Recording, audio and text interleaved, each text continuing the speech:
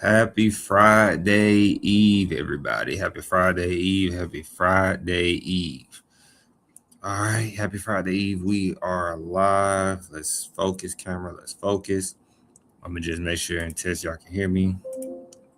We are live. Yes.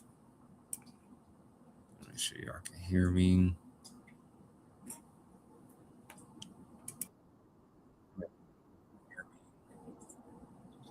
Make sure y'all can hear me.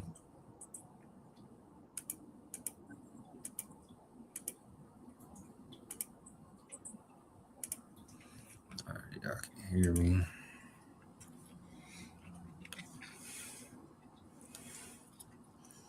Okay.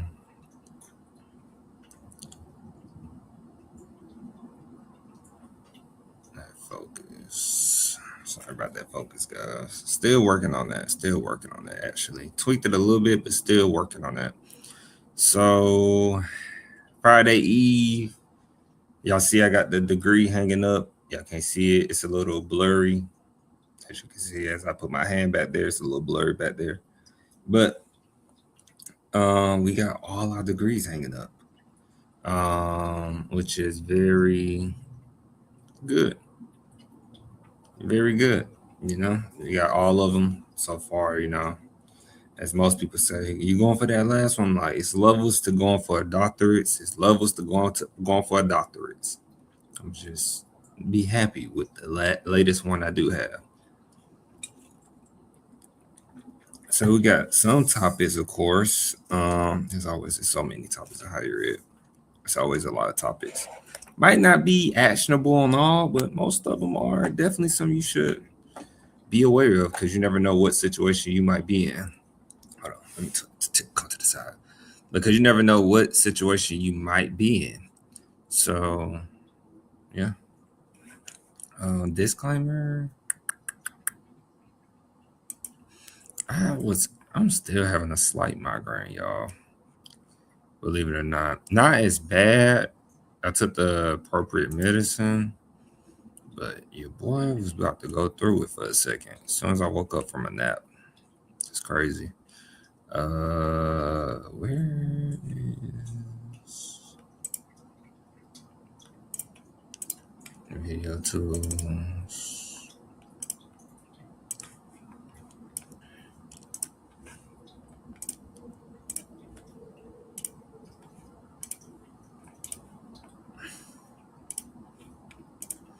All right. Disclaimer. Remember that the videos presented here are for informational purposes only. If you hear us talking about an institution, remember that you should do your own research and follow up with the institution because from now to the future, a lot can change, especially with the current administration and much more that cause changes with politics and more. So make sure you follow up with the institution and make sure everything is accurate because you might catch this video next week, next year, 2 years, or 5 years out. But I can guarantee you that I can assure you that this channel will age with fire and wine by the time you join us. So just make sure I'm speaking from my experience, Henry's experience, speaking on behalf of creator, and let's get to it. Forever in the day, I will remember what to say, and that is not a rhyme. That's my lyric, I believe. All right. So the first one is really simple. It's about. Let me make sure it's about the Fed.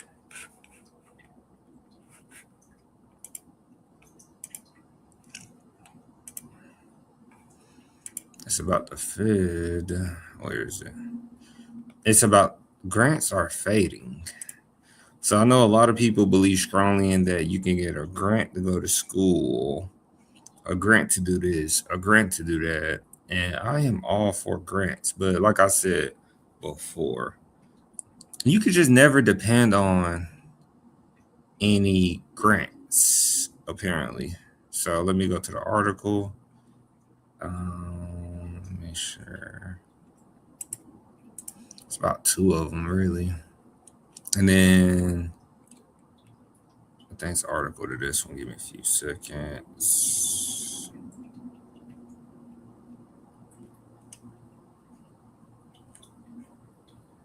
I don't think they put one. We'll see.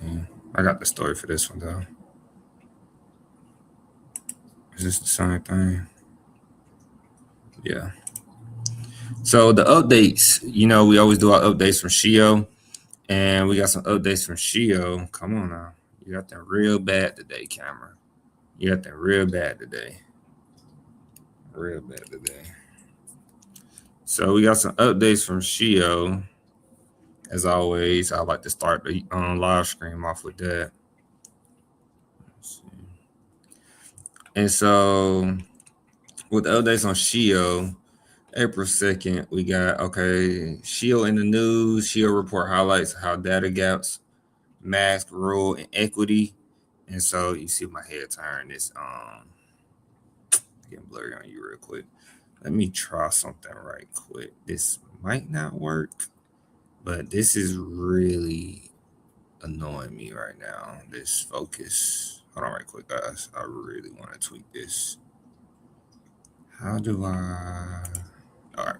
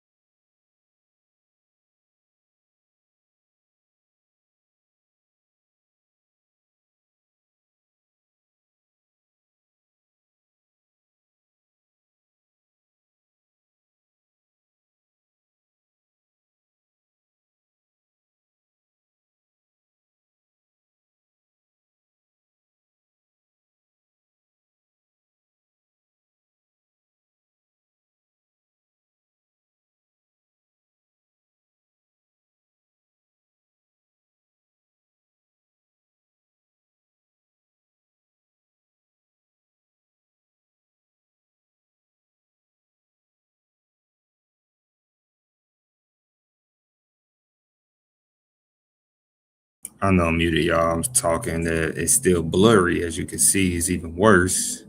It's funny because the manual usually does pretty good, but it has not been nice to me. Twist this out of the way. Yeah. I don't know what to say about that right now. Well, I know that fits it, but I don't know what's up with the manual. Hopefully one day we get a camera person in here that can help us going through it. I'm going through it like always.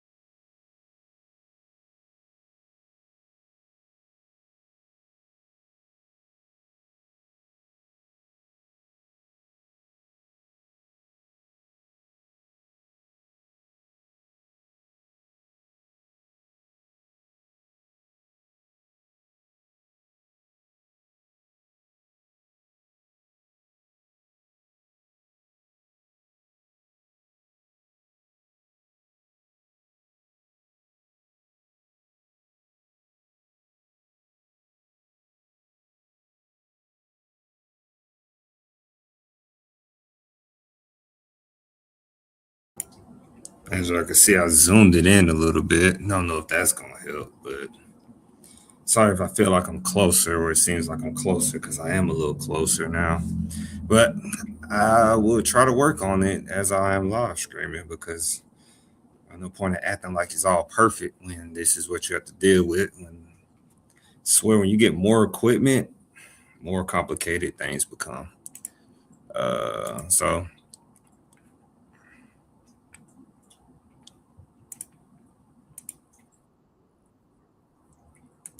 yeah, more things. I ain't put no chapstick on as always, but it's cool though. Y'all need to be looking that hard, right? So, like I was saying, the Shield updates, feel free to skip that if you are looking at that black screen or you catch this part and you send this to somebody else, tell them to fast forward to like 11 minutes because we was doing some troubleshooting earlier in the live stream, which is completely normal. But so national policy, the bipartisan roots of Trump's one good education reform. This is the Shield policy update. Lawsuits are the new Trump tactic in the fight to overhaul education. That was from yesterday. What can financial metrics actually tell college leaders about their programs? I think that's a good one. I think that could be really helpful for a lot of people. Remember, SHIO is is free and resourceful. I'm not sure how they make their money or their funds. I don't know if they get paid federally, but SHIO is very much free to the public. I think at the most I just have an account. I didn't have to pay anything and I subscribe to them. So state policy, California's higher education master plan in flux. Indiana press release. Indiana continues scream. Oh, we're doing state policies now. So Indiana press release. Indiana continues streamlining degree programs to better prepare students for the future. Another Indiana, hundreds of college programs eliminated, but the majority serving students remain. Indiana lifts the lid on college program costs, but the numbers are not easy to compare.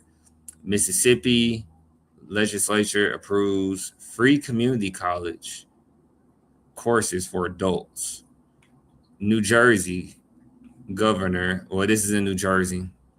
Governor Sherrill, I believe I said it right, Sherrill, targets state aid to public colleges. It's not slow. I think it is. Yeah, I see it slow as it go, which is hilarious.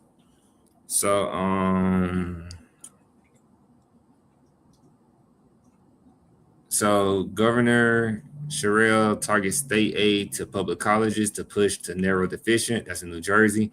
Ohio. Debate grows over proposal to merge Ohio's public colleges. Oregon public colleges to face state review of operations programs. Pennsylvania. This is a press release. Shapiro administration invests over $1.6 million to help more Pennsylvanians afford higher education, earn college degrees. SC, I think it's South Carolina, I want to say. SC, I believe that's South Carolina. Let me click on it real quick.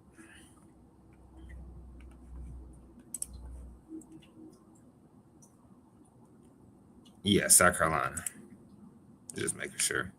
South Carolina public colleges potentially facing cuts in academic programs. Virginia higher education takes hit from drop in foreign students. Ouch. Virginia higher education takes hit from drop in foreign students. So that's no secret though, because the Trump administration, remember, had essentially put a pause on foreign students being able to, or proper word, international students coming to America to attend our prestigious institutions. So that's no secret that Virginia took a hit. All colleges really took a hit. They rely heavily on international funds to operate their college. So our first one, well, we know what our first topic is. Let me just go to it.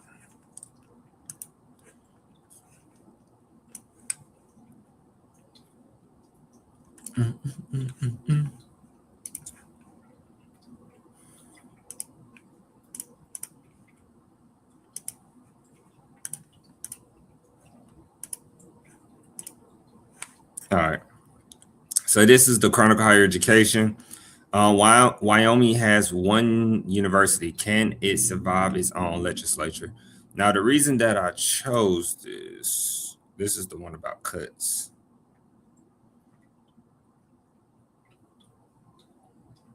This is the one with the, let me make sure. Fed aims to cut.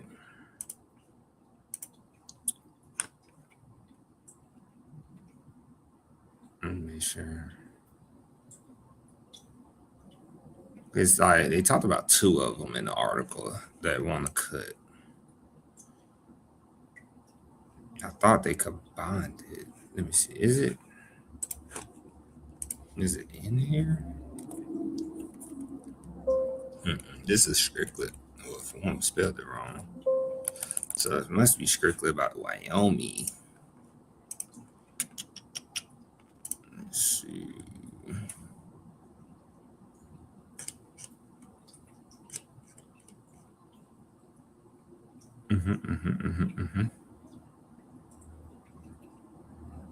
This one got grants in it too, though, right? Yeah. All right. So yeah, it is similar. They just talked about multiple articles. They talked about Wyoming and Trio when it came to grants. So I just wanted to make sure, guys. So it says it can be, so yeah, Wyoming has one university. Can it survive its own legislature? I'm going to say yes immediately. We haven't got into it yet. This is by David Jesse. The state's flagship dodged a $40 million cut, but not the bigger questions. But now, or I think they meant to say, but not the bigger questions it raised, if they said that right. It says it can be hard to get to Laramie, home of Wyoming's only public university. The local airport has just a couple of 50-seat inbound flights every day. It's often easier to fly into Denver and drive north on Interstate 25. Tucked in Wyoming's far southeast corner, Laramie is a day's drive from big chunks of the state. So they're talking about Laramie. First. Please tell me they're talking about a college. I don't know if they're talking about the University of Wyoming, but Laramie, I guess, is I'm learning about Wyoming in a way a little bit. So the distance from everywhere else fits the ethos of a state where the spread out spaces have matched a conservatism rooted in a libertarian.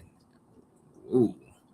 But leave me alone and I leave you alone political philosophy is why the state traditionally funds the University of Wyoming with a block grant, sending about $366 million for the current biennium for the university to divvy up how it sees fit. Now, it says, but in recent years, the ethos has changed thanks to the growing power of the state's uber conservative Freedom Caucus, which this year flexed its muscles and pursued a $40 million cut to that grant. So while the move ultimately failed, the debate that raged in the opinion pages, the local media, and the news to state legislatures and coffee shop conversations for the first 3 months of 2026 is far from over. Now, I think public scrutiny is going to continue. The University of Wyoming's president, Edward Seidel, if I said it right, told the Chronicle. So where is the meat and potatoes that we want to know about that I told you all what's going on right here?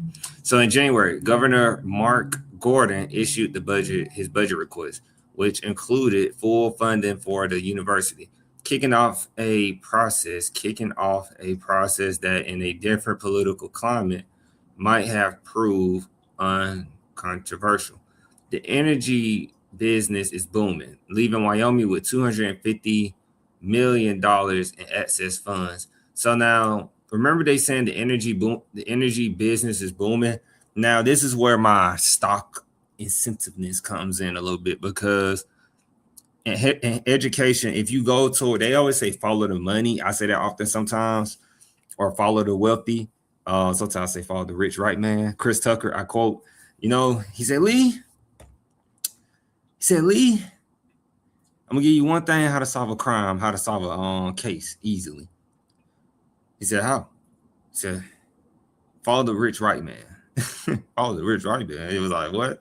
So you follow the rich white man, right? And it's really like they say, like, follow the money, follow the rich right man, follow this. But in reality, you just need to follow the research. What are you talking about, Henry? So the reason that I'm so big on education being important, and I'm really calm about it now, like right now, I guess because my migraine. But when you follow the research, like they're saying, the energy business is booming. This is something that you could take actionable, like that can help you in the market or help you in school. Because like I said, I didn't take a traditional path going to college. So why would I keep telling you to take the traditional path to college? Which is going to lead to our last conversation about money and private loans and stuff. So the energy business is booming, and they're saying that leaving Wyoming with $250 million in access funds. So energy is booming. So I'm pretty sure a lot of research and development, or a lot of research really at these schoolhouses, for example, could be going toward energy. I don't know. But I think a good way to figure that out sometimes is to go look at the school's financial structure. And it might tell you that, just how you go find a balance sheet. But if you go look at the school's financials, I don't know if they'll have it, depends on the school, but you can easily find out what schools are heavily researching in. And so, well, if you're in the higher education community heavy, I'm not even in there heavy yet, but you usually find out where a lot of the research is going, but sometimes it really depends on the institution sometimes at that. And so it says, but members of the state's Freedom Caucus had different ideas, if I'm saying that word right. Because I realized I said Carnegie. I was saying that wrong. I said Carnage. It was Carnegie.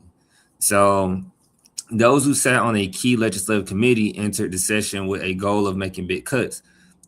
In at least one meeting, some members who wore red suit coats to showcase their views on the fiscal situation.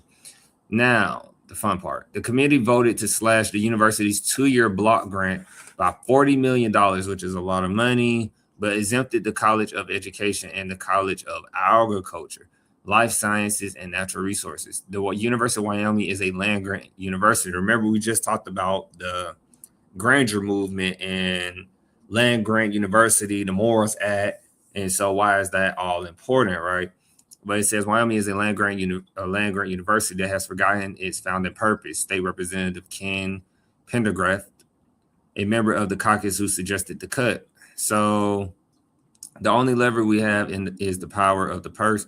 Sometimes it takes a bigger lever to get attention. So I really think that's all about them cutting. They're calling the cut $40 million cut. They said a $5 million review to come up with $5 million in cost savings. And then the block grant has not changed much over the years. So this one was a little bit interesting, not majorly. I know some of you might say boring. What is that? And this one was it's kind of important because it talks about, it's important. It talks about the University of Wyoming. But, guys, I look for actionable things. And so now I'm going to jump to the next one, which is, but I don't think they put an article on it. It's about Trio. And I don't think Trio put an article on this at all. I think they just literally stating. I want to show you all, but this is not free, so I can't show you all. Let me see.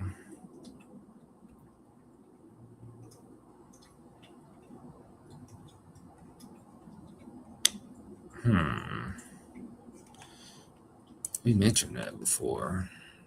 One thing about being on top of our game, guys, is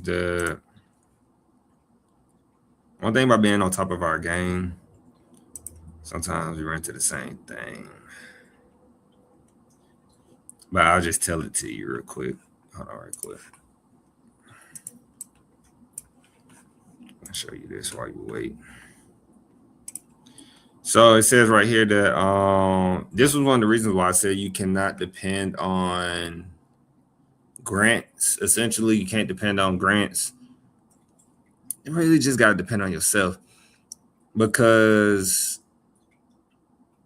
the Council for Opportunity in Education is criticizing changes criticizing changes planned for another federal TRIO program as detailed this week by the Trump administration. But remember that we was talking about that a while back, how all the TRIO programs got cut, right?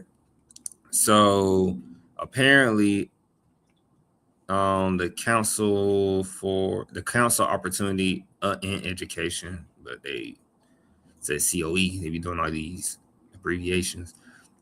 Council Opportunity Education of funding reductions and displacement of longstanding TRIO providers. It says the program is posed to shift toward workforce development by emphasizing the likes of apprenticeships and short-term credential programs. They said cut the number of grant recipients by 66% from 160 to 55.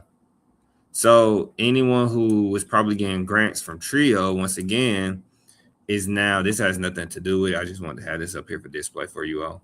But if you was relying on TRIO and you was a grant recipient, it's getting cut by 66%. If you are a numbers person, most people say, so now you have, you don't have as a big percentage of chance of getting the grant, only 55. It seems like 55 people. They didn't say 55, but it says they cut the number of grant recipients by 66%. So from 160 to 55, yeah. So educational opportunity centers have long been a pathway for adult learners seeking to re-enter the post-secondary pipeline. Now, long been a pathway for adult learners seeking to re-enter the post-secondary pipeline. Now, adults trying to go back to college, I'm not the biggest fan on that, really. You would say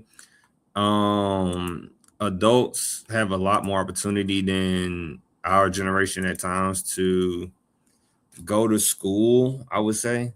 But I get it. If you are older, you're trying to go back to school. It depends on the situation. For me, like if you're older, like an older adult, and you're trying to go back for your bachelor's, from work experience, I even had older individuals say they're not trying to take classes from the young people. They're just trying to take classes, get out the house, or some situations like that. So it depends on when they say older adults, what age range they're speaking of exactly.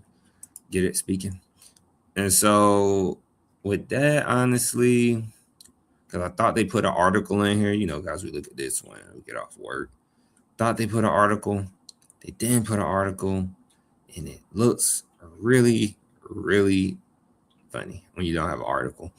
And so let's go to the next one. This one's about private lending.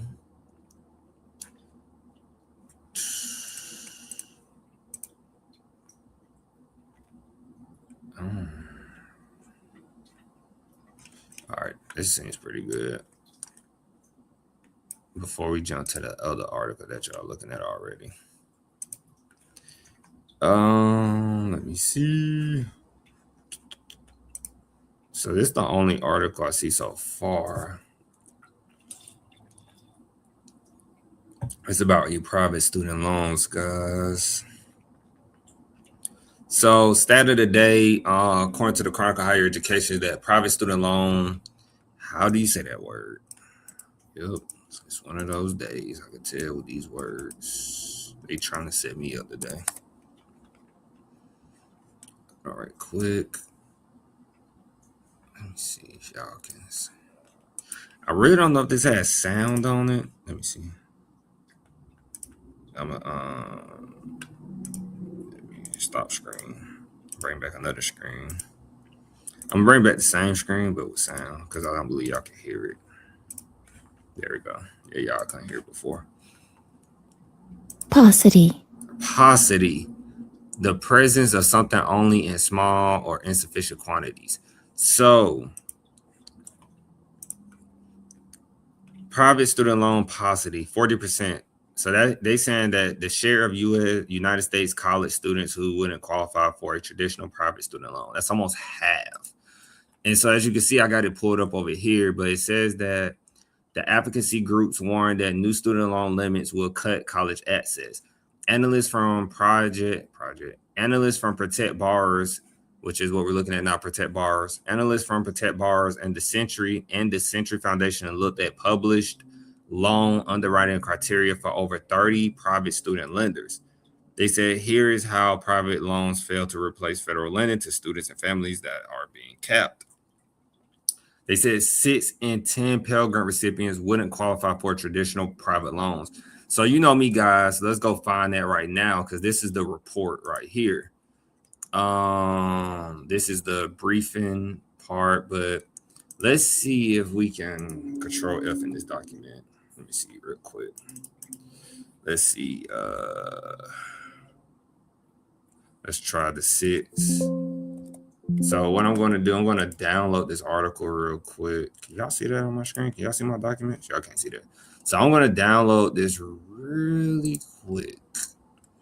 I'm going to say speaking. I'm just going to put it in here. I'm going to put, is 2026 date? Yeah, they put the date on it. So I'm going to say 2026. All right, quick. I love it. So now that we got that downloaded, all right, quick, I'm going to pull this up for you all. And we're going to go through this real quick on the live screen. Like and subscribe if you stop by. Where is it? I'm saying, where is it? Like, I don't know where it is. I'm hilarious, guys. Should be in here. There we go.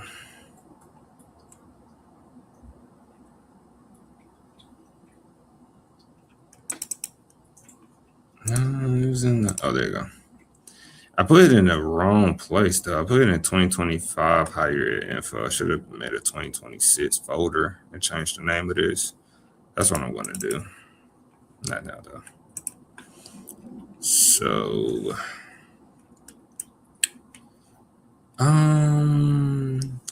because y'all can't see it yet. Y'all can see it. I downloaded it, but I'm talking about going back and forth. Now I think it'll work out. Let me see. Another screen.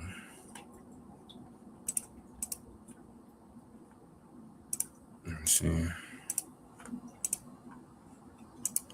I'm getting excited. I'm getting that nervousness. It's a good nervousness now. Just in case we need sound. I don't think we'll need sound right now, but just in case. I hope I don't run across a word I don't know because, yeah. All right. So this is the actual document that I'm kind of paraphrasing right now. Let me zoom in.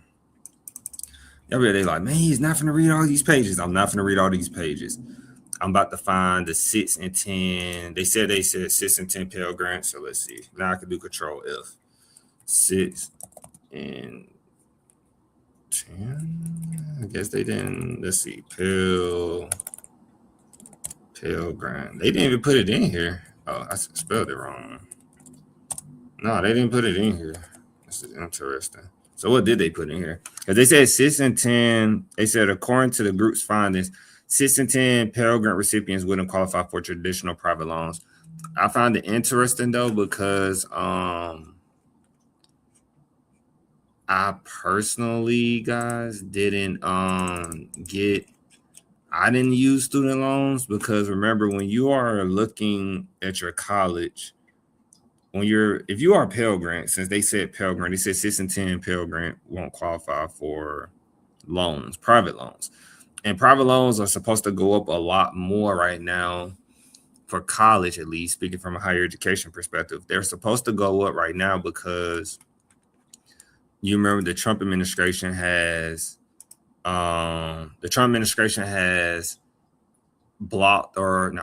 capped out student loans, the Grad Plus loans to be exact. I believe it's called Grad Plus loans or Parent Plus loans. It has interchangeable names. And so now they're speculating or believing that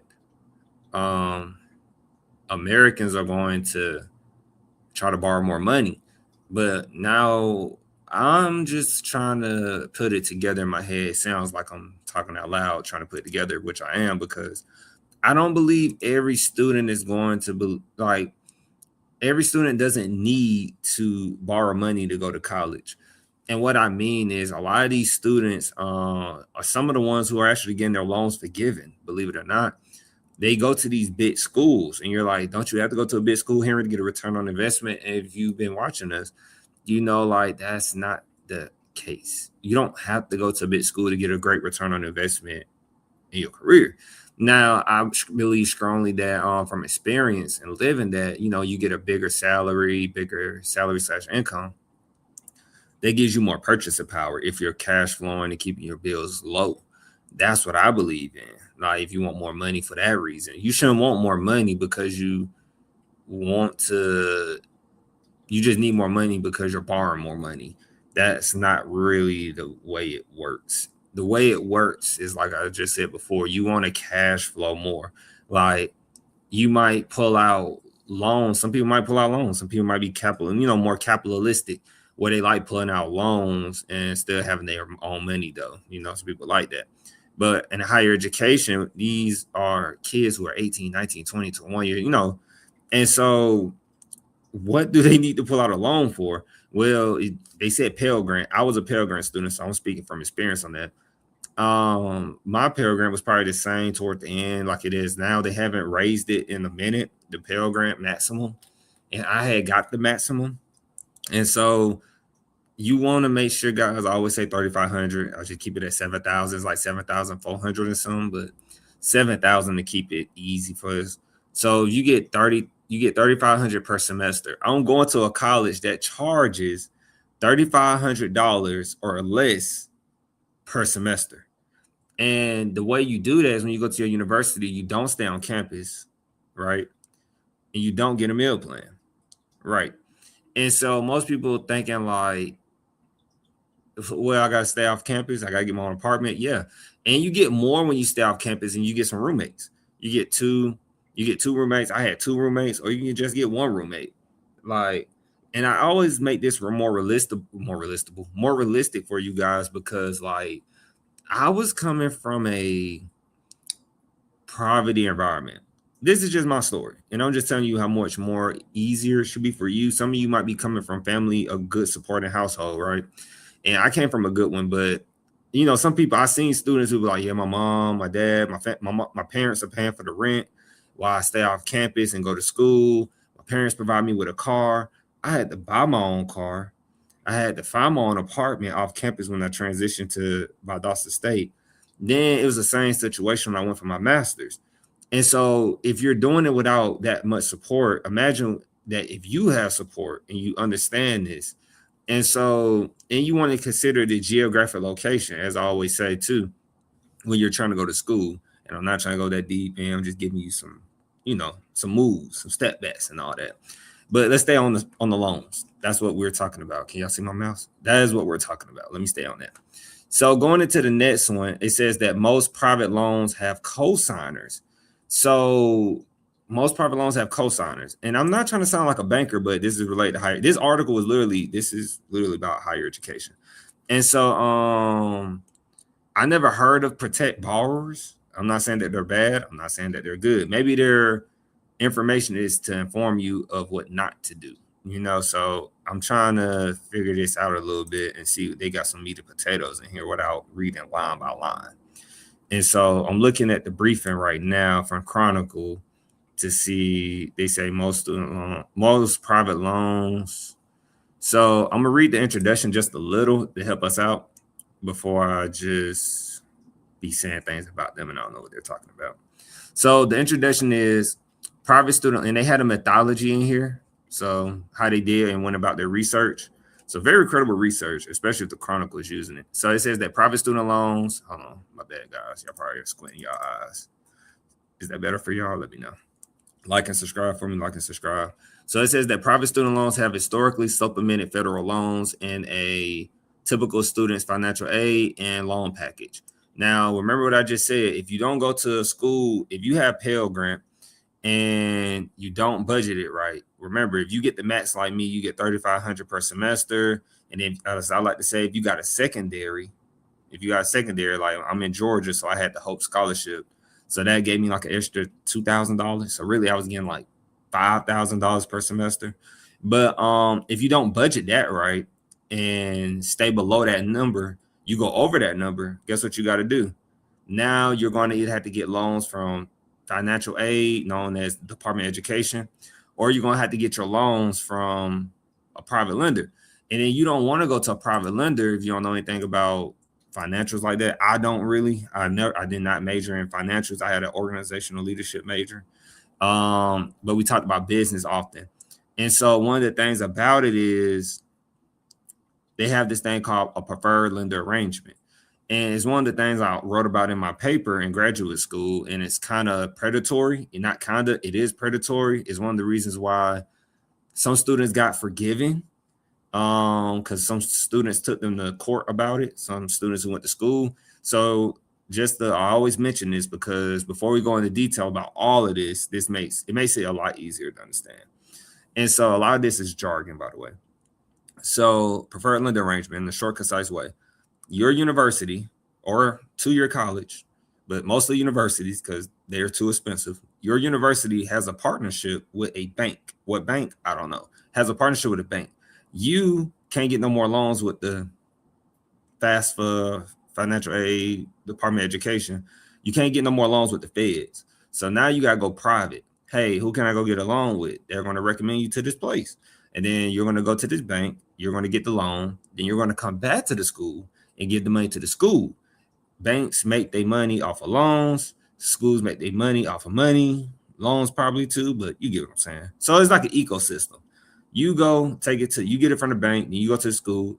The school probably gives it back to the bank, or you paying it back to the bank once you graduate from school, because your supposedly return on investment is supposed to help pay for this loan, help pay this loan back when you graduate, supposedly. And that's where people get caught up in a trap. So you have all these people who are like you can listen to, like, if you really understand it, you could tell that, like, this is why I keep coming at YouTubers. This is why you could tell that YouTubers don't understand higher education.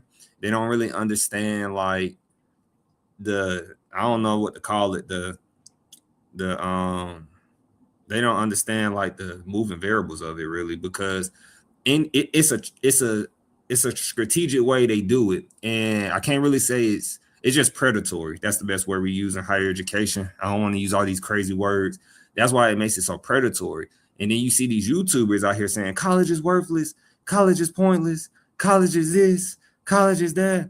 I went to college and I didn't get a return. It's like you fell right into the predatory thing that you didn't know. And I can't blame you, but like I say, when you speak in our industry and you don't have a clue what you're talking about, it makes people like me who are coming up and about, rising up, to say, like, hey, you don't know nothing about higher ed, really. And so you should probably come watch Speaking on Behalf so we can slowly inform you. Then you could take this information and speak on it on your channel in the right way. Because it doesn't matter, like, what you get fresh out of college. It really matters what we should be asking: how many student loans did you get? How much was your student loans when you graduated? What's your salary going to be starting and going toward the future? Because some people can get stagnant with a salary. But let's keep it going. We're talking about private loans, right? You see how it just keeps going? And then right here, they said financial aid officers at institutions of higher education often encourage students to maximize their federal borrowing eligibility before taking out any private debt, because federal loans are typically safer and cheaper for students. I didn't read that. I just read it just now, but that's usually how it goes. And so, for example, private loans generally feature higher interest rates running as high as 23%, banging you over the head if you take a private loan out, compared to fixed interest rates of 6.39% for federal undergraduate loans. And that's why so many people are upset, because right here they say 7.94% of federal unsubsidized graduate or professional loans. And shout out to Alex. She taught me about the unsubsidized loans, because I didn't never take out loans in college, and I had to be informed what was an unsubsidized loan. So unsubsidized loans are like the interest rate can move. It's pretty much like you get a house and you don't get a fixed interest. You get a no fixed interest rate. It's like that. And so unsubsidized loans or professional loans, and 8.94% for graduate or parent plus loans. And I believe that's what the Trump administration blocked, was the graduate and parent plus loans. I believe. Like and subscribe. Go share this. I believe that's what the Trump administration capped out, the graduate and parent plus loans. And so now I want to get into the next one. It says right here that low-income students and those of color face high interest rates and denial by private lenders. And that's what I always don't like about reading these articles. They always saying that, all right, guys, don't get me, don't eat me up. Just talk to me. Just really talk to me. So I want to read their words. I am a low-income student and those of color who face high interest rates when I get a loan from a private lender. I am that person of color. And I did not get any student loans as a person of color when going to college. And I have to say that with confidence and emphasize that because they always are like you have to imagine someone who's like me reading this and then I start to believe it. What you read is what you believe.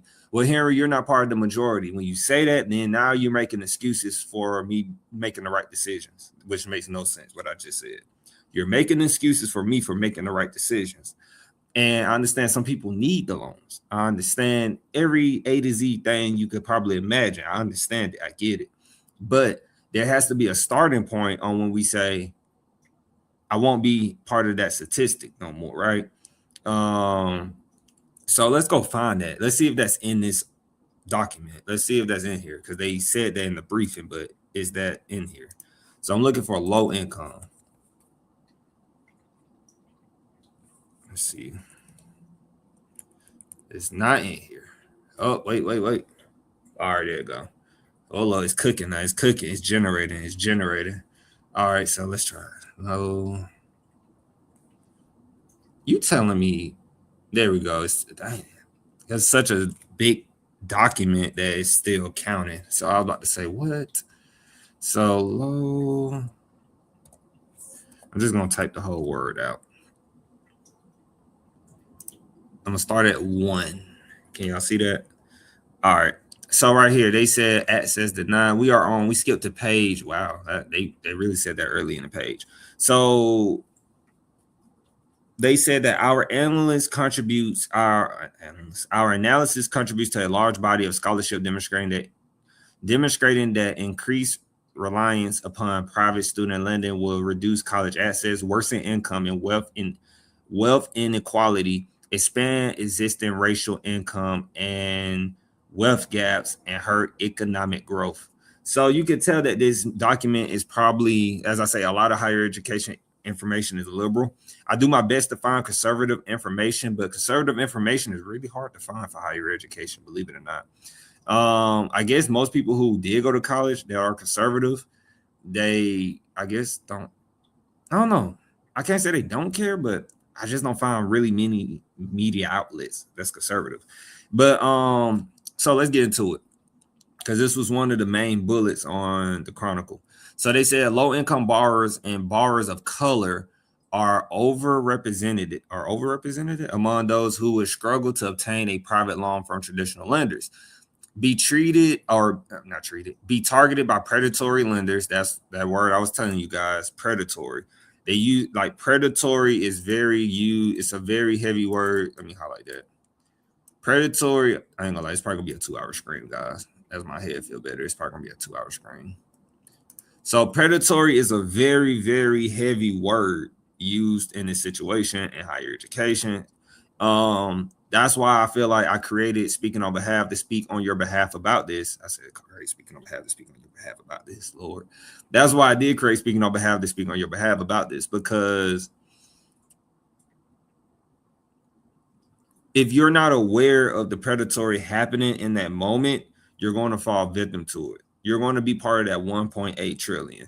And I don't want you to be part of that 1.8 trillion. Just like I told the interview, shout out to the news, shout out to Brittany Blake, if she ever catch a live stream. Because one thing I said in that interview was that, it's really, a lot of people expect the channel, it probably didn't make it on the news part, but a lot of people expect the channel sometimes to be direct, actionable items. And I give you direct, actionable items all the time, saying that you can start at a 2-year, bridge to a 4-year, don't get a meal plan, don't stay on campus. I give you those, like that saves you easily $8,000 a year in college. How do I know that? Because the average estimate for you staying on campus with dorms and meal plans is $2,000 per item. Dorms is $2,000, meal plans is $2,000. That's $4,000. So then you got to do it for fall and spring. That's $8,000. And then if you do a summer semester there being on campus, you've already, factor that in. So I'm saving you over $8,000 a year immediately just saying that. So then I realized I can't say that every live stream to you. So I got to build your awareness of higher education terminology, build your awareness of how to go to college, build your awareness of what to do while you're in college, build your awareness of what to expect about college, because I know what it was like being 18 years old, not having a college plan. I literally remember playing my last game my senior year in high school. We lost by 2 points in the state championship. We lost by 2 points in the first round of the state playoffs. And I took the jersey off and I said, this is the last time I'm about to wear a jersey playing any sport, most likely, unless I'm playing recreational, intramural, right? And I said, I don't have a plan. What am I about to do? I can't get a high ASVAB score. This before I was passing the ASVAB. I was scoring like a 6 or a 2, like no exaggeration, a 6 or a 4 or 2, get my name right on the ASVAB. And then I had to retake an English, I think. I had to retake, I don't know, it was SAT, ACT. Hold on. I had to retake the SAT, ACT. I had to retake that. I didn't want to retake that. So then my options were cut off. I couldn't get into military. I couldn't get into, as I was thinking, I couldn't go to college. Didn't really know about 2-year colleges until it was accident. So I don't want you to be in that situation with no plan. Like, you want to have some moves when you go talk to your parents, when you go talk to your guidance counselor. And when you are, if you are a guidance counselor or a teacher, and you like, man, I like this channel, man, I really want him. Let me reach out to him. And so, or you just play it for your kids a little bit, 10 minutes, then they say, all right, go back doing your schoolwork. And so predatory lenders right here says that, remember that we was talking about, they said borrowers of color struggle in repayment, ultimately be denied the economic opportunity that higher education has long promised to generations of Americans. Because I'll be honest, when you come from low income, guys, making 45, 50K is a lot of money compared to someone in poverty. And most people don't know that. That's a lot of money. Like, people say you don't make a lot of money when you go to college, but guys, I ain't gonna lie, salary is gonna be easily like 50K or more. Easily, especially if you're already in the reserves of the military, you're gonna have a 50K or more salary, which is a lot of money. You might technically be still poor in today's time, but you're on your way to middle class. You already a step up from being in poverty and low income. That's the beauty of higher education and college of going. And so, as we stay on topic, students who manage to get private loans will be burdened with additional debt given their higher interest rates. And that's why I don't want you all borrowing money while you're in school. That's why I don't. Let's keep going. They say what this means. So they said low-income borrowers and borrowers of color are over. That's what I read in the brief right there. Are overrepresented among those who would struggle to attain a private loan, be targeted by predatory lenders, blah, blah, blah, blah. That's what I was reading. And mobility that higher education has long promised generations. Students who manage to get private loans would be burdened. We just read that a little bit. All right, implications. So now they're saying that while low-income borrowers and borrowers of color will disproportionately face the highest costs and be targeted for subprime products, meanwhile, prime traditional lenders and subprime show lenders both stand to make windfall profits. So right here it says low-income borrowers and borrowers of color will disproportionately struggle to obtain a loan. That has always been the case. That's what I never liked when I read articles. I was reading a lot of these articles in college and graduate school because a lot of my research was on loans. I was studying every angle about how do people fall into the student loan trap. Like, that was my research in school. Everybody has different focal points when they're in school. That's why I love my graduate program, because my professor wasn't making everybody like, he wasn't making all of us, or his multiple, but we had one main one that we saw a lot, and he wasn't making everybody study the same thing. Some people studied like DEI. Some people was focusing on like student success. Some people was focusing on like some people focus on financial aid. Some people focused on all these different topics in higher ed, man. That's like I told them y'all need to start your own higher education channel. Even though they don't think it's gonna get views, I'm like, come on, man, look at my channel. It gets views. It doesn't get that many right now, but it gets views. Like this is gonna be a topic because people are gonna get tired of it. People are gonna be like, I'm tired of money. I want to talk about education, college. I want to know like how can I go to college? Because I see that you're doing well and you went to college. And so college is gonna be a topic, man. It's dope. You know, it's relaxing, I think. When you're reading, writing, talking about it, takes your mind off of things. I know sometimes the politics come in, it makes us upset, but it makes you more better. And then but I seen that a lot. And when I was reading a lot, when I was writing a lot of my papers, I feel like that's why I got a job, honestly. The job I got now, because I went to graduate school. And a lot of people don't realize that I am, some would say, pretty young in my career field. I'm pretty young in my career field. And it's not easy to get into my career field at a young age. They expect you to have a lot of maturity and a lot of experience and a lot of trustworthy in you because they want to treat you like I know they say treat you like an adult, but treat you like an adult. And I was beating out people, believe it or not, who were probably going into their mid 30s, 40s, 50s, trying to get a role that I'm in. And I got it so early, guys, that it's like it might not be noticeable, but if I just had a bachelor's trying to get this job I got today as an academic advisor, that's the power in college. I probably won't have it. But you know what I have that most people don't have, and that most people don't have that's around my age? I have leisure. I have time. I have flexibility. I have great calendar management. You know, like I have all these things just by going to college and picking the right job, you know, knowing the job, me doing the research, not depending heavily on the college, using some of the resources colleges offer me. Like I can always go back as an alumni and try to get some resources, you know, build those connections. But a lot of it came from me. That's not topic. So I read a lot of that though in graduate school. And honestly, after reading so many things about student loans, it being predatory, it was just that a lot of people from the interviews that I read in the scholarly articles, a lot of people, their main thing, if you go watch all interviews, like if you go watch our crash out video we have, just type out crack. I don't know if I named it crash out. It was a girl on TikTok. She was crying because of student loans. But if you go watch anybody who talks about their student loans, they're probably going to say I wasn't aware of a community college, or their parents probably knew, or people knew around them and just told them like a community college is for people who are not smart. And it's really everything that you have heard about college, higher ed has been a myth.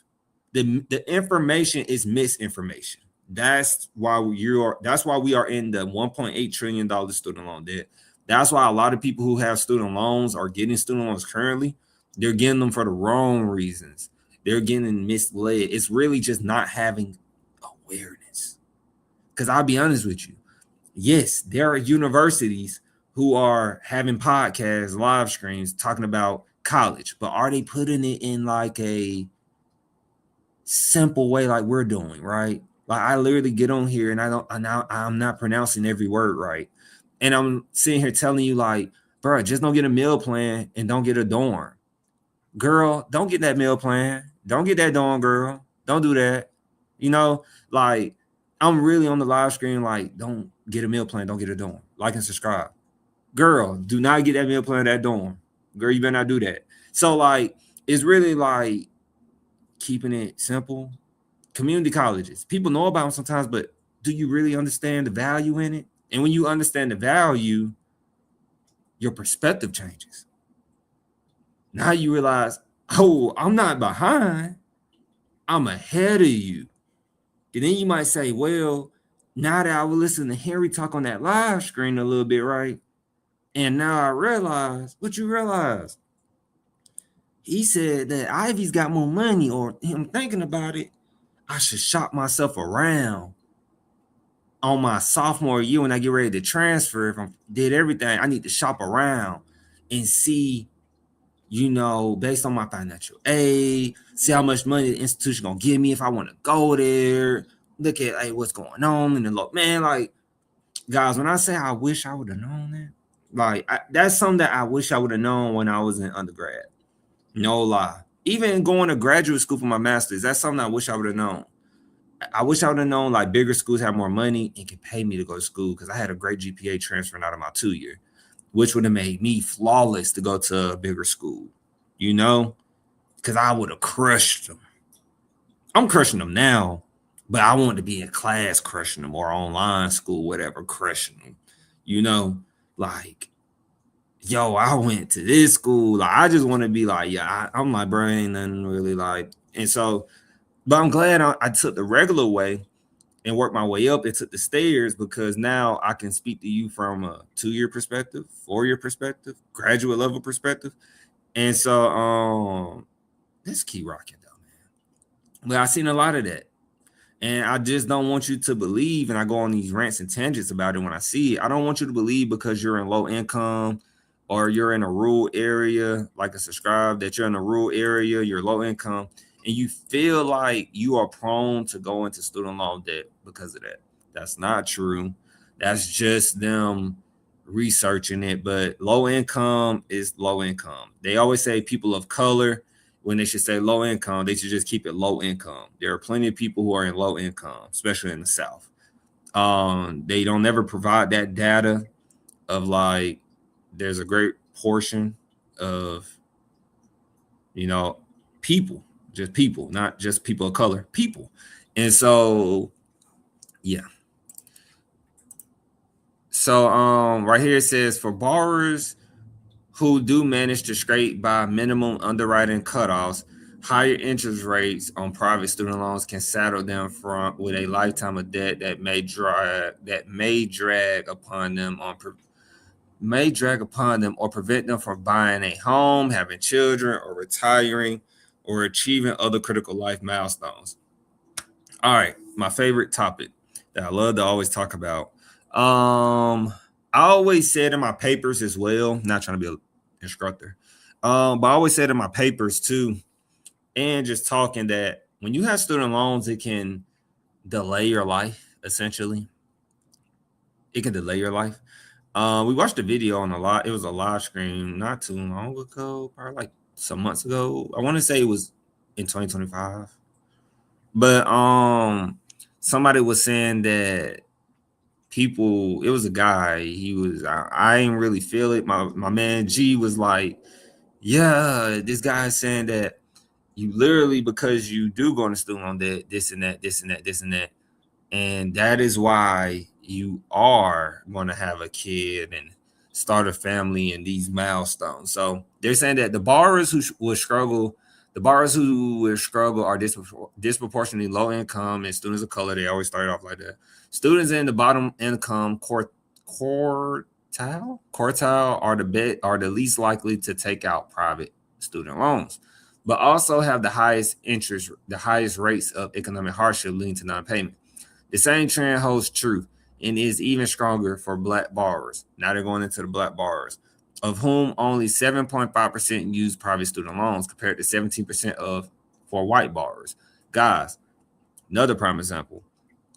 If you are a Black borrower, shout out to my Black borrowers out there. If you are a Black borrower, I hope you don't borrow student loans, because they're literally going into like Black borrowers, only 7.5% use private student loans. I don't want you using private student loans if you're a Black borrower. Guys, sometimes I'm gonna be honest with you right now. That's why I like this YouTube channel. I mentioned it one time, I can't mention it every time until I meet them. But I'm a strong believer that if you are going to college, you gotta learn your financial literacy when you're going to college. Learn it while you're in there, or just go straight into the workforce. But a lot of people expect that, like, because K-12 schooling is mostly free for people from, most backgrounds, unless you went to a school where unless you went to a certain school, academy, private school or something, where you had to pay or your parents are paying. People expect school to be free. School is not free. And it takes money. They say it takes money to make money, which is true. It takes money to pay for education or information. It takes money to pay for information. The variables of information too, a variety of information. And so when you come and you think like, I'm trying to find a higher education platform that's going to help me. I'm trying to find a higher education program. I'm trying to find a higher education platform that's going to get me full ride scholarship. You realize you see that like every few years. And actually one channel had a person like they had this woman. It was a channel on YouTube. They had this woman on their team. She supposedly could help you get a lot of grants, whole bunch of scholarships for school, whatever. She's like the college guru. She didn't last long. She didn't last long. Why? Because she was able to get $1 million in scholarship grants and all that essay writing and stuff. Everybody can't do that. Everybody won't be able to do that. And now we get into the loans down here. Ooh, get it to them lenders. Okay, I like this a little bit. And so, but guys, you don't want to take out student loans if you are a black borrower. White borrowers, if they keep pulling them out, then honestly, let them raise the 1.8 trillion. Or I don't want you guys, if you looking at me, of course you feel like I'm a strong believer in that too. I relate to like my professors a lot more when I see someone like me, instructing me, teaching me, who understands where I'm coming from. That's really, that makes you feel better. And having someone who can relate to you, that's what makes me, So what I'm saying is that as we keep going, remember, I was low income. I didn't borrow money from no private lender to go to school. I was low income. I budgeted my financial aid. I treated my financial aid when I got money per semester. I got money I budgeted that money as if it was my money and went to schools that I could afford. And so let's just keep going. So real quick, this is not part of the low income situation, but the push toward private student loans will bring windfall profits for traditional prime lenders and subprime shadow lenders. The push toward private student loans will bring windfall profits. Now, what do they mean by windfall profits? What are you doing, Harry? I'm Googling. So windfall profits are unexpected, extraordinary gains that occur due to unforeseen circumstances, often beyond the control of the individual or business. Definition and key characteristics. So, okay. I'm tracking. I'm following. So look, they're saying that major traditional lenders, including, I don't know these people, some of these, but Navient, Nelnet, I have seen Nelnet. That's a partnership we use, at least in Georgia, USG and TCSG, I believe, but definitely USG. Nelnet is definitely like when you use to pay your money and stuff. SoFi. And guys, if you see like right now on the live screen, SoFi has a what? SoFi. Now, disclaimer. I'm not telling you to invest in it, but look, SoFi Bank has a ticker symbol. SoFi Bank has a stock. So if you are, and how they doing? In the past year, they did 28%. In the last 5 years, they did 10%. They still gonna break now. They ain't good in the last 5, but very young company, I believe. And so, if you know, like, hey, they're telling us in this document that they did research on. They're telling us in this document that SoFi Bank is going to get a windfall of profits. We just said that's extraordinary gains. If they're mentioning a place like SoFi Bank and some other places that are going to make a lot of money, and they say right here, disclosed in letters to Congress that they anticipate an increase in private student loan demand as a result of the One Big Beautiful Bill Act. So you tell me, because the One Big Beautiful Bill Act, that some of these private lenders that they just set up here, which is one of them, SoFi Bank, is going to make more money because they put a cap on what? They put a cap on the Grad Plus loans as a win. right here, they said, right here, I ain't read the whole thing, but they said, Noto described the government's decision to stop funding graduate school loans or grad plus loans as a win for SoFi. So, maybe I should put my money in SoFi and invest it. Disclaimer, not a financial advisor. Please go talk to your financial advisor. Show me to them and be like, well, he got the right theoretical perspective. But literally, you follow the politics. As I say, you follow the politics, you follow the education and the research. We said this document in the beginning that the Chronicle of Higher Education, this protected borrowers did a lot of research and development. That's what that's for, in telling you and pinpointing you where the money is going. And it's theoretical. I haven't seen it, but I can put some percentages on that. SoFi Bank is probably gonna in the future. Probably. They just had historic. I'm not a stock market wizard, but they just had record breaking. Let me put it up here.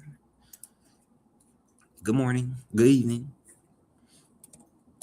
Look, SoFi Bank record breaking earnings.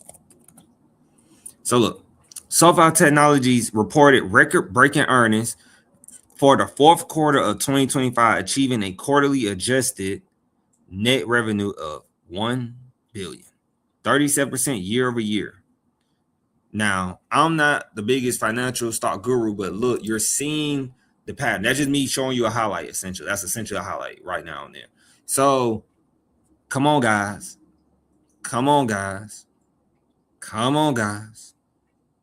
Let's keep rocking. So, as we keep going, because I'm looking at low income, that was part of the bullet. So then they talked about geographic bounds limit 8 and 10 nonprofit lenders. And then they said those are residency restrictions or requirements that borrowers live in certain states. Excuse me, I'm gonna look up that. I'm gonna look that up. So more low income, that's pretty much it for low income. I won't say that's it, but low income right here, it says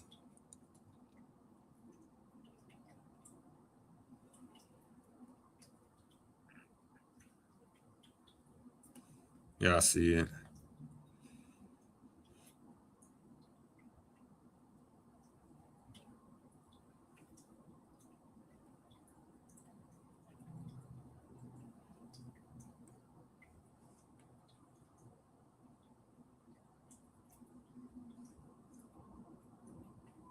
And then they talking about credit score and credit and lenders.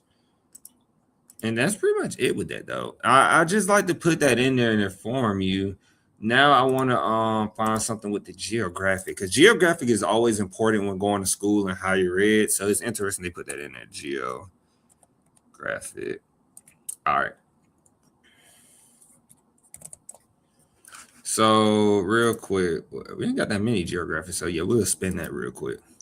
So focusing instead on the 34 lenders that broadly serve undergraduate and or graduate students with certain state-based geographic limitations. All right, not much there. So right here it says about 82% of nonprofit lenders, that's what they were talking about in the briefing a little bit. About 82% of nonprofit lenders, 18 out of 22, and over half of the total lenders in our analysis, 19 out of 34 are residency restricted by more than 2 states, where the borrower must either be a resident of 1 to 47 states or attend a school in similarly limited number of states in order to qualify for a loan. Given nonprofit lenders' geographic restrictions and stringent underwriting criteria, they are unlikely to fill the gap for borrowers who are shut out of the private market. If anything, they are even harder to access. And so they're saying essentially that we found that 4 out of 38 lenders only work with a restricted list of partner schools, which comprise a minority of institutions eligible for federal Title IV aid, occasionally in addition to having other restrictions, such as only serving international students. The information that we collect on these lenders is provided in Figure 9. Figure 9. Where's figure 9? Let's go to figure 9 real quick. Let's see if figure 9 helps us out real quick before I go to the next topic real quick, guys. Spelling. See, being hype, spelling stuff wrong. Figure 9. Did I do that right? Figure 9. All right, this is figure 9. And so figure 9, lenders with limited school lists. I know I'm looking like a finance person right now, but I'm not. But education and finance just keeps marrying together. Lender, Italy, MP, Empower Financing, lender, Funding University. That's interesting. Never heard of Funding University.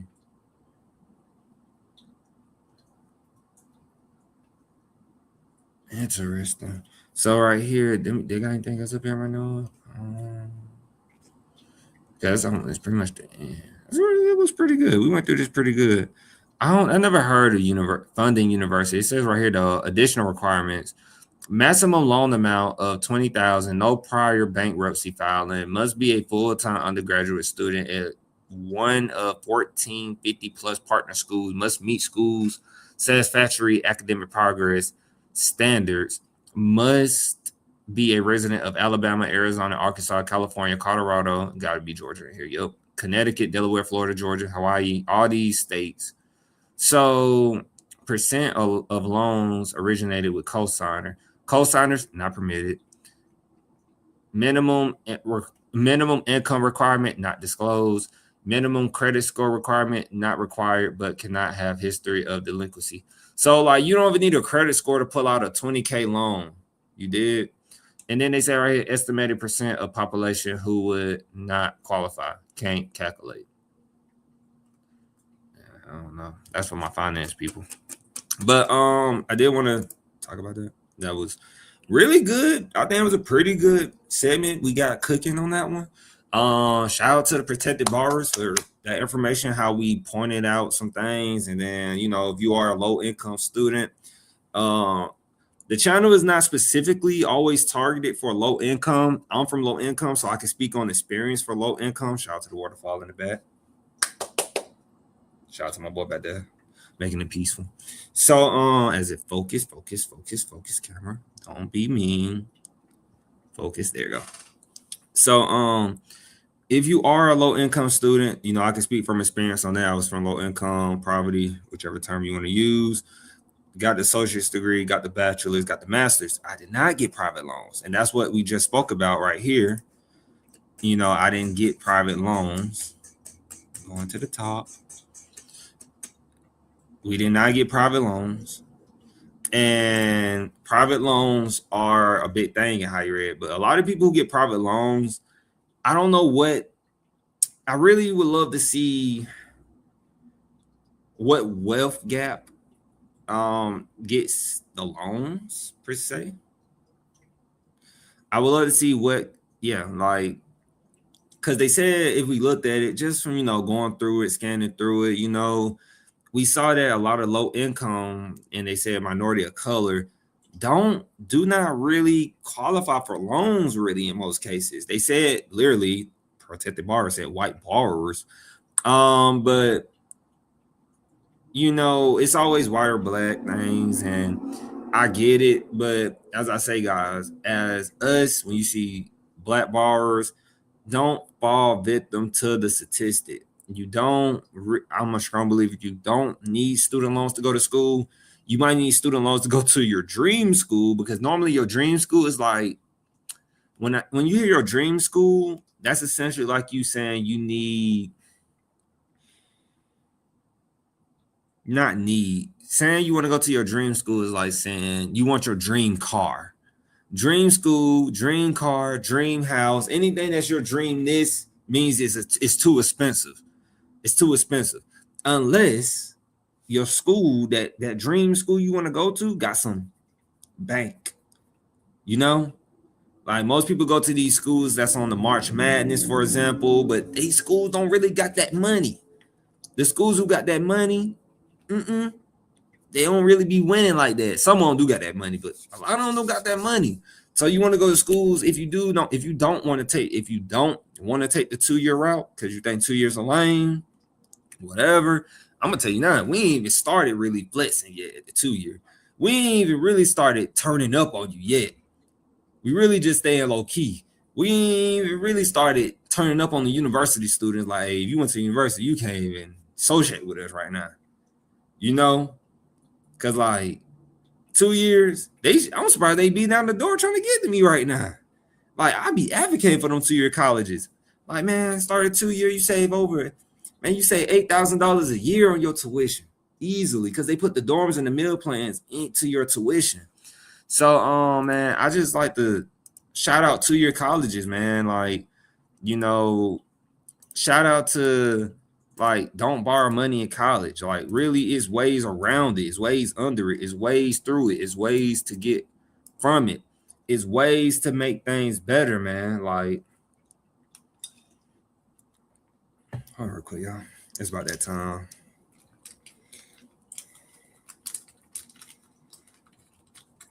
Yeah, I take my migraine medicine again. The migraine's getting better, though. It's getting better as the life progresses. So the medicine is working. But it was bad when I first started. I could hear it in my voice in the beginning. Hold on.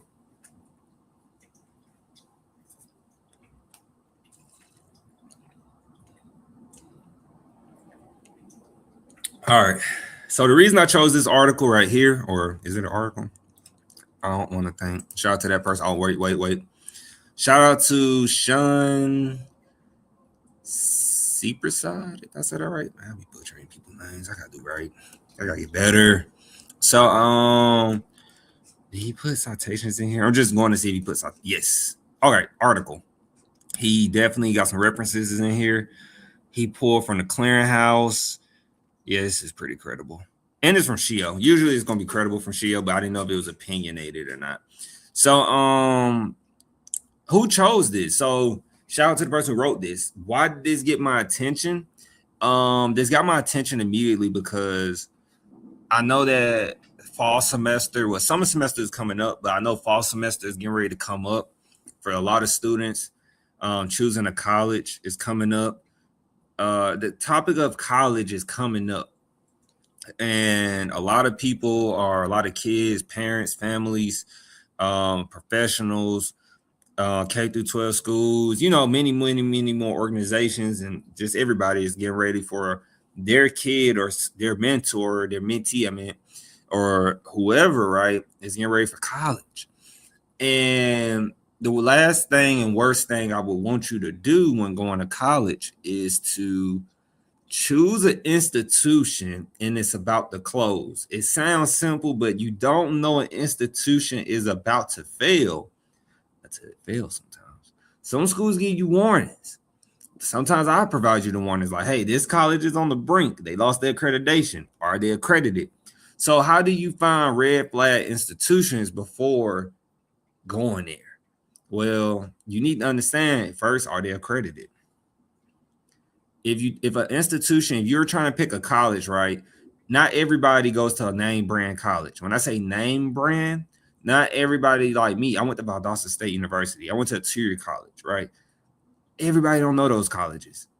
If I go to a different state, they're like, what? So it's like the only school that people might know that I went to in graduate school is Georgia State University. Shout out to them. All them probably the only people they know. If I went to a different state, Georgia State, maybe. But you always want to find these indicators. So they wrote the summaries like when a college or university closes perniciously, first and foremost. Let me see if I said that word right. Precipitously. Very steeply. So like very quick, very like abstract, like out of nowhere. That was very precipitously. How you say it? Precipitously. That was very precipitously. Very okay. So when the college or university closes precipitously, without warning, without a teach out plan, without a safety net, the consequences for students are severe and well documented. Research by Shio and the National Student Clearinghouse found that students at closing institutions are 71% less likely to re-enroll within a month and a half as likely to ever earn a credential. So you are 71% likely if you go to a school that closes, like your school, like, yeah, my school wasn't accredited. I went there, they closed down on me. Because I'm just going to say this. I haven't read this part. I have not read this at all. But you're 71% not to re-enroll in school because why? You probably went there for 2 years. Let's say you did your first 2 years there at this school that's going to close out of nowhere.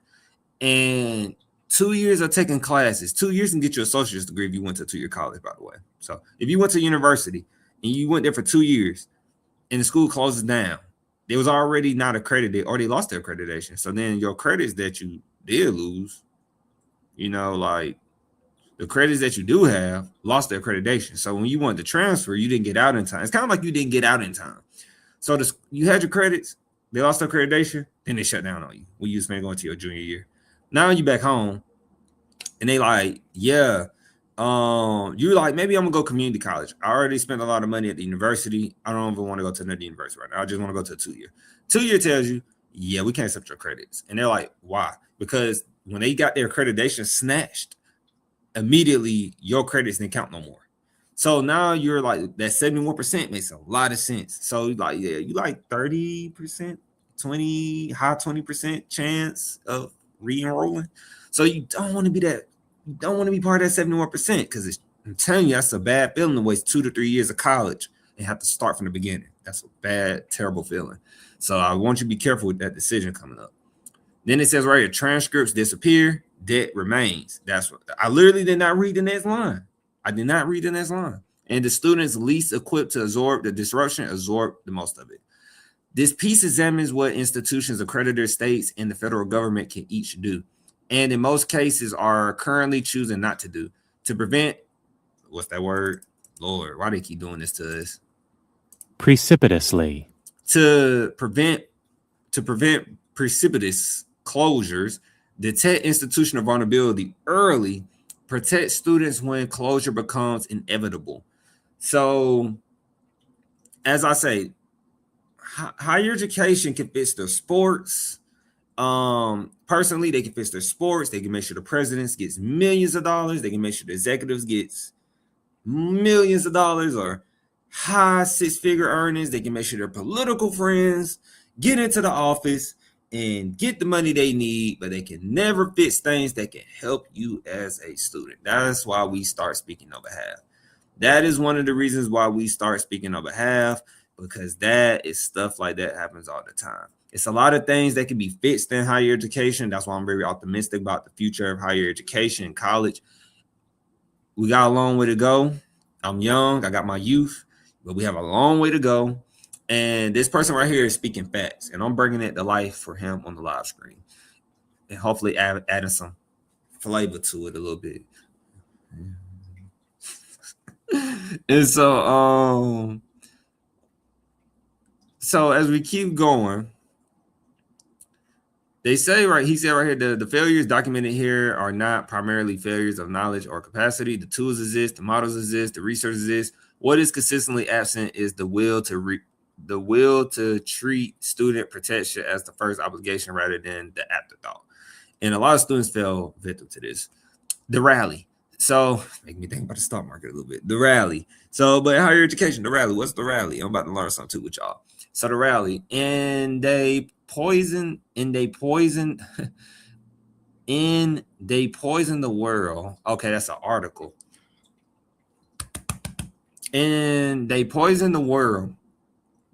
Journalist Mariah Blake chronicles what happened in Hoosick Falls, if I said it right, Hoosick Falls, New York, after residents discovered their water supply had been contaminated for years by PFOA, a synthetic chemical used in industrial manufacture and now understood to be a potent carcinogen, if I said it right.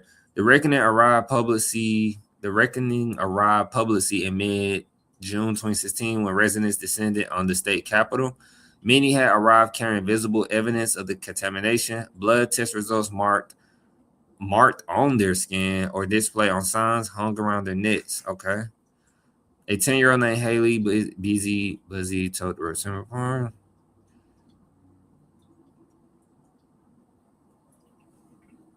Uh-huh.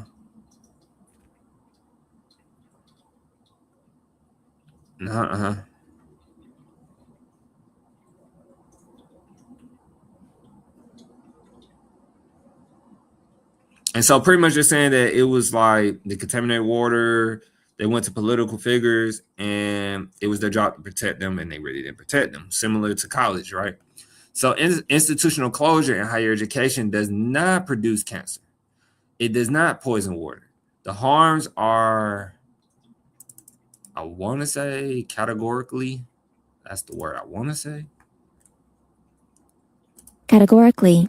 I said that right. Categorically different in severity, and it would be wrong to collapse that distinction.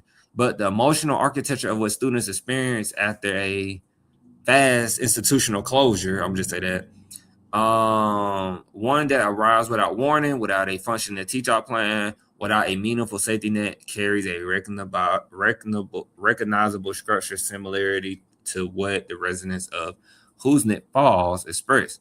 So what happens to students when institutions close? Before examining the decisions that produce these outcomes, it is worth sitting with the outcomes themselves long enough to take them seriously. The State Higher Education Executive Officers Association, SHIO, is in collaboration with the National Student Clearinghouse Resource Center. And the National Student Clearinghouse Resource Center, if many don't know, it's a very highly data-driven, highly credible place for me and any others if I want to go. If I'm really digging for articles, like it's a holiday week and I'm digging for articles, to find articles. And so that's why if you tell me like college is declining, people not enrolling more, I will show you that that's a baseless claim, and that people are still going to college. More people are going. Some people are just not going for the traditional things. And so they produced a 3-part research series titled A Dream Derailed. And that provides the most comprehensive longitudinal data we have on what happens to students when their institutions close. So the first report published in 2022 found that across 467 institutions that closed between July 1, 2004 and June 30, 2020, more than 100,000 students experienced closure without adequate notice or a teach-out plan. Less than half of the students who experienced a closure, 47.1%, sequentially re-enrolled at another institution. Of those who did re-enroll, more than half left without completing any credential. The second report, which added casual analysis using a match comparison group, found that students at closed institutions were 71.3% less likely to re-enroll within 1 month, and 50.1% less likely to ever earn a credential compared to students whose institutions remain open. So this is where the importance of going to a college that's pretty known is important. You don't have to go to the next, you don't have to go to like the next, how can I put it? You don't have to go to the next Duke. What school is popular right now? I don't know. Duke, UGA, UConn, because they're March Madness. But a lot of people, there's so many colleges out there, guys, that there's literally a college called ABC University. I kid you not. And there are so many colleges out there that people just go to school sometimes to get a degree. If you ask people where they went to school, you would be like, where is that at? And so being in a bigger city, like near the Atlanta area, right? And you meet people that go to schools from all kinds of places, and you'd be like, bro, is that a real school? You'd be like, yeah. I'd be like, where is it? And like in the middle of nowhere. And it's like, it's really risky to go to schools like that because sometimes they have offers like scholarship offers and blah, blah, blah. But it's really risky because the school could be on the verge of losing their accreditation. Like, unless you're looking up information like I'm doing on a live screen, which I doubt, because nobody is researching higher ed that much. You might look up that one school you got your eyes on, but you might not want to find the bad news about it. You might just want to find the good news, unless you want to trust the Google review. And people on the Google reviews are just talking about the amenities, the people. They're not talking about the internal things of higher ed and what's really going on. That's going to help you save money and jumpstart your life after school. This is a platform. Like and subscribe, man. Like and subscribe. This is a platform. We are really thinking for you. We are thinking 4 to 5 years for you. If not, we're even thinking about your graduate programs. If you go to law school, doctoral school, physical therapy, nursing school, or like you could get your nursing, you could get a master's in nursing. Like eventually you work on the floor a lot. That's why people don't understand. As the higher you get with your hold on, am I going the wrong way? The higher you get with your education, it's like the lowest level of education is like grunt work. As you advance your higher education, you're getting more out of grunt work to more meetings, executive decisions, and things of that nature, and dealing with things that's more, as they say today, high level, right? And so same thing, like I had to use nursing for example, because people say you get your associate in nursing, you're doing work and that, like, yeah, that's the point. You get your bachelor's. I talked to some people who work in nursing, mostly women, of course, and they say like, yeah, you get your nursing, you get your I have my BSN. I don't really do much like, you know, when they come to the room and making sure you're okay. They do more like the upper, like kind of like management things. Then if they get their master's in it, they're really doing like the, you know, like, I don't know, executive nursing things. Like you got to have people in those positions who are watching over the nurses. So I think that's pretty interesting that we see that. But you want to pick a school that's very credible, that's going to be around for the next 10 years or the next 5 years while you go to school. Because if that school's not going to be around in the next 5 years when you go there, you could be in a very bad situation. And guys, that's not a great feeling. I have seen plenty of, I'm only speaking from experience on this one. Like I've seen people say, yeah, the school shut down on this. None of my credits transfer back. And that's the worst feeling. And so let's see, they're talking about the same thing.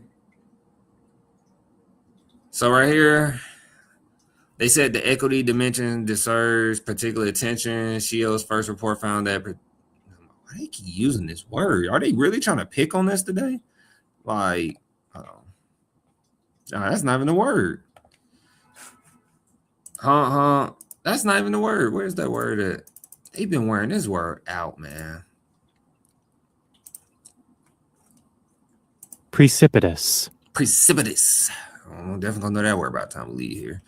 Hispanic students experienced a post-closure completion rate of 26.4%, pretty much 26.5% following precipitous closures, compared to 43% following orderly ones. For Black students, the figures were 25.3% and 39.4%, respectively. That's very high. It's almost half of students. They saying that pretty much almost that's close to 50, but dang, nearly almost, like not almost, but dang, nearly 40% though of Black students experience these precipitous closures, which is crazy.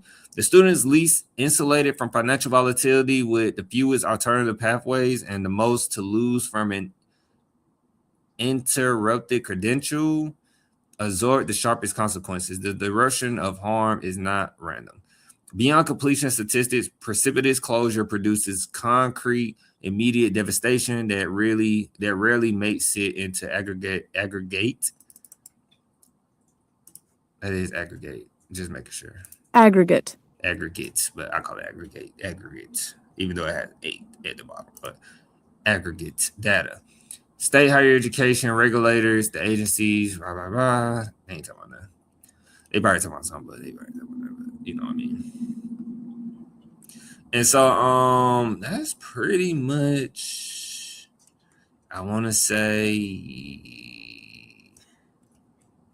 it.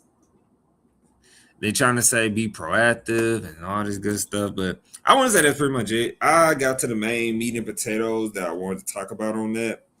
Personally, for you all, for us, is that you want to make sure you pick an institution that does not close precipitously on you.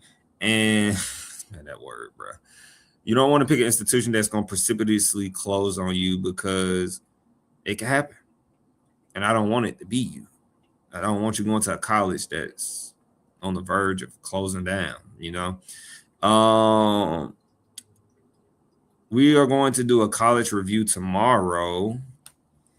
We will do a college review tomorrow. Me and my chap lips. We will do a college review tomorrow. And then, excuse me, y'all. Did I get it? I get it. Yeah. So we're gonna do a college review tomorrow. And then tomorrow Friday? Tomorrow Friday. So college review tomorrow. I want to say that's everything. I think I got a topic from hold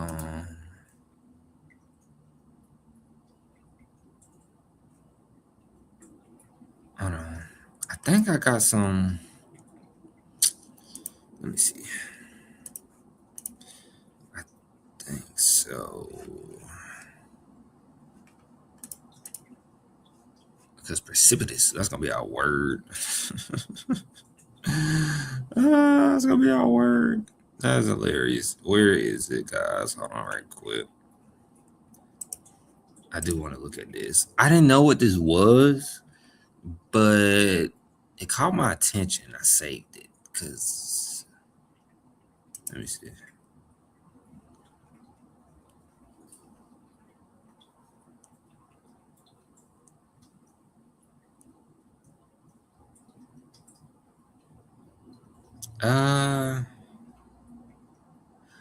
The average student loan was 42.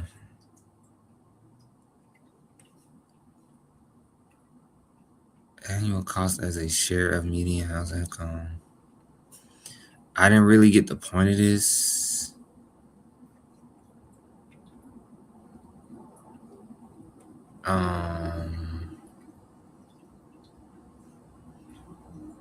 I don't know if they're saying that like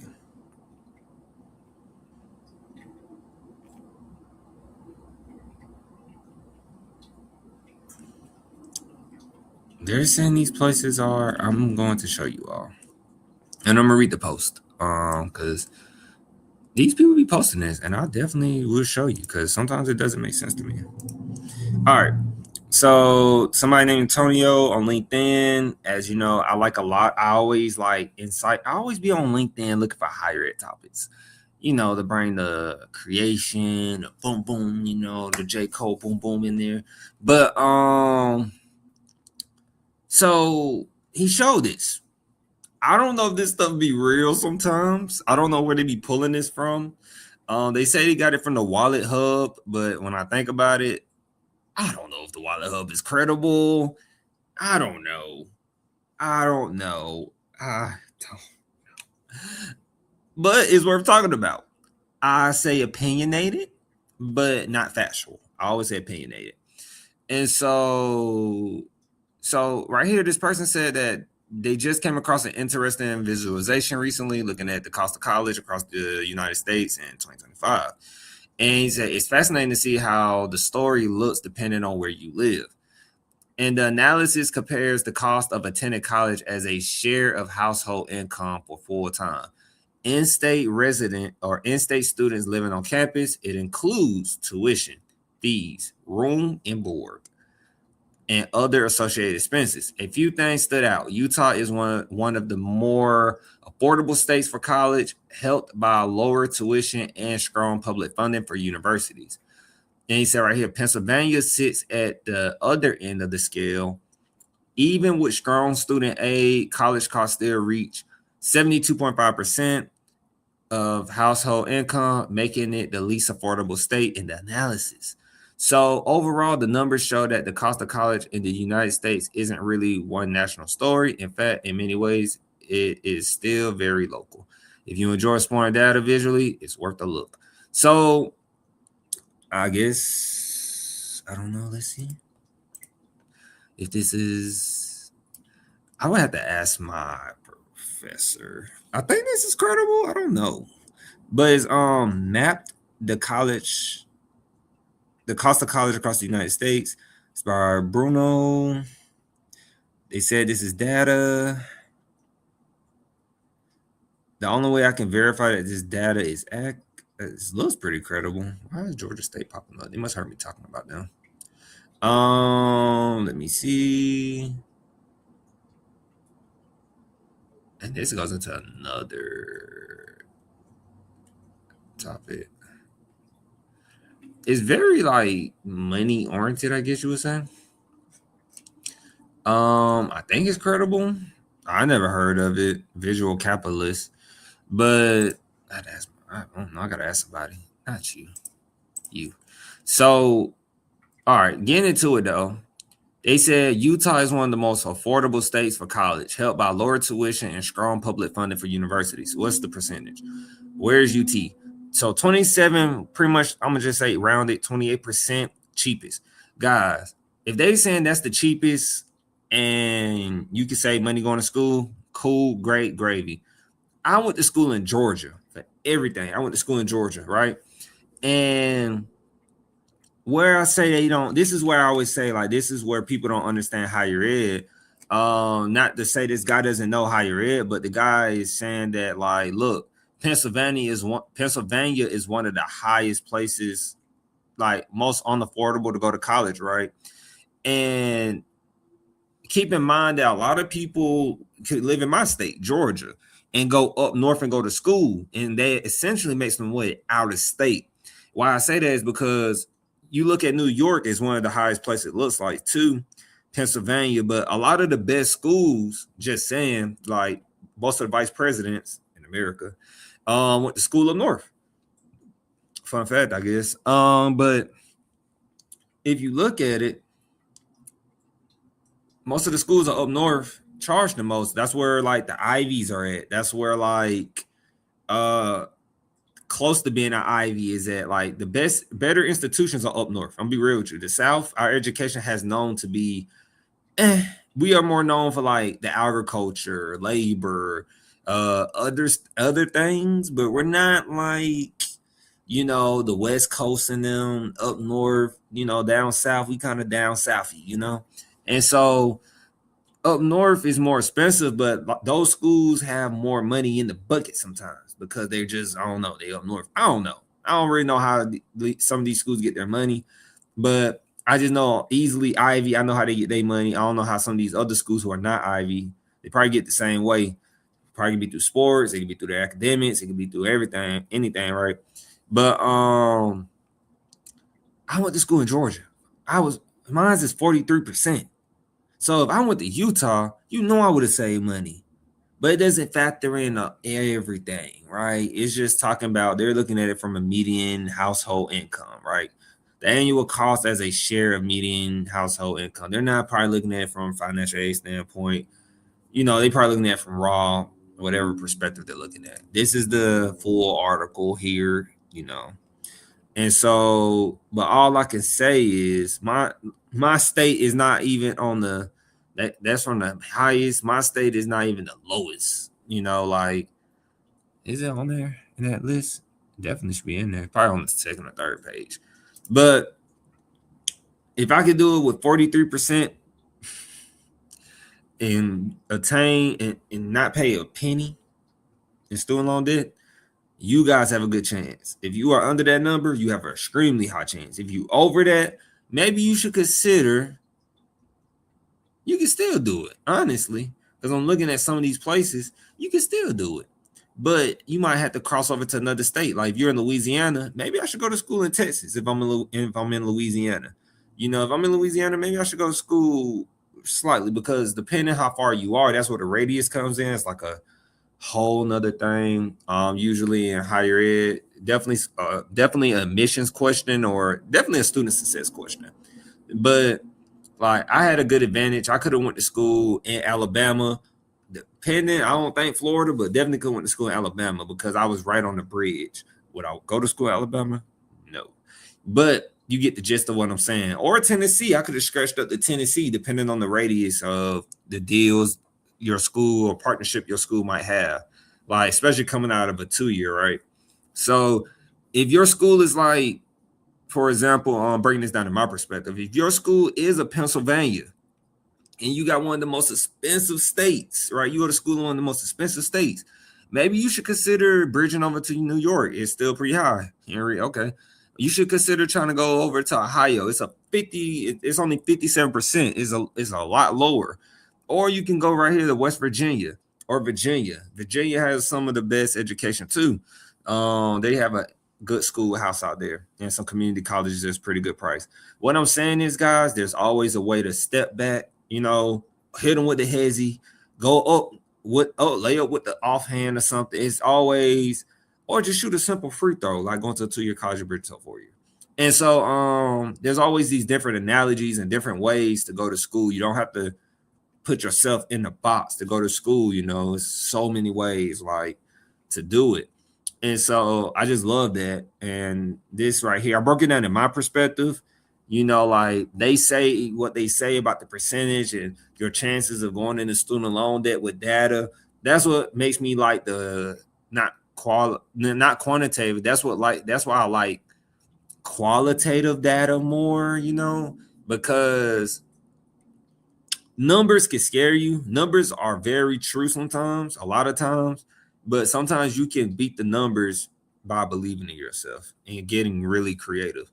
And one of the things about being from a low income environment, guys, like and subscribe if you stop by for a little bit. One of the things about beating everything in life that we have been able to do so far, creating this channel, is that we really can be creative. And that's one of the things you learn from being in low income and poverty. You have to be creative because you're naturally just used to not having resources. So when you're naturally not used to having resources for 18 years of your life, right? Like me for 18 years of my life, and I finally get resources, I'm like, man, this is cake. With my hard work ethic already, I am about to go crazy with some resources. Then it's like, you just built different, essentially. It's nothing against anybody. You just different. No, you just see things differently. Some people might say, I need this, I need that, I need that, I need this, that, this. I'm like, man, can I talk? Can you hear me?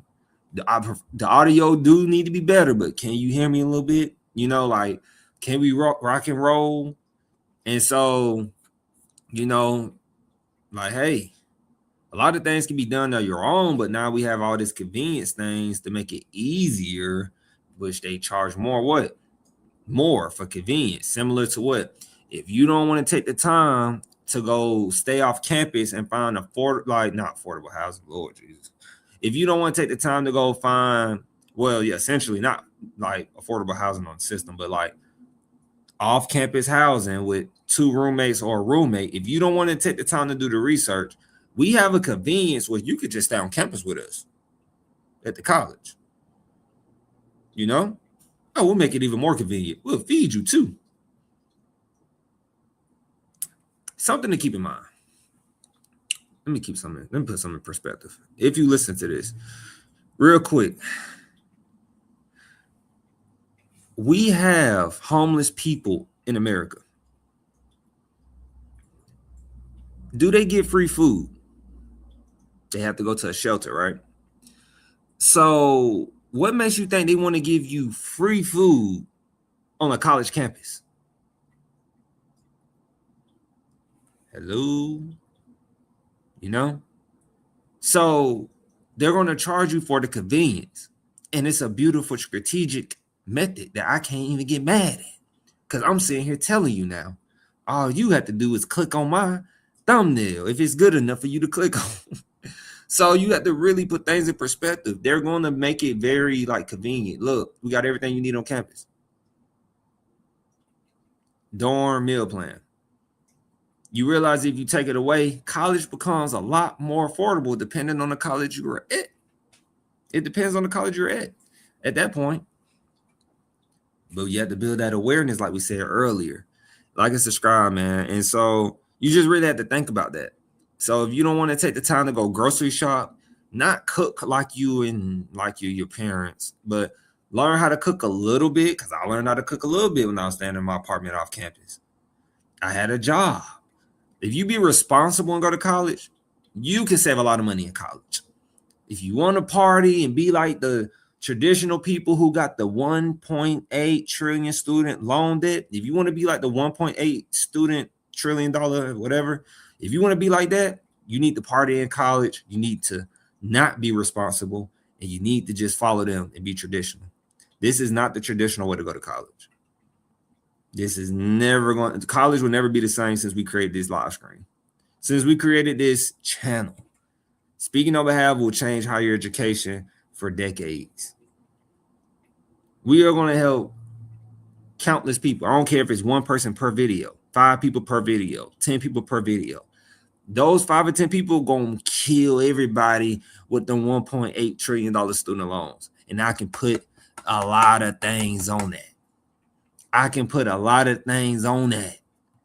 They will slaughter you. If they listen to this and learn about 2-year to 4-year, don't get the dorms, don't get the meal plans, and they learn how to, don't forget, you got to learn how to budget.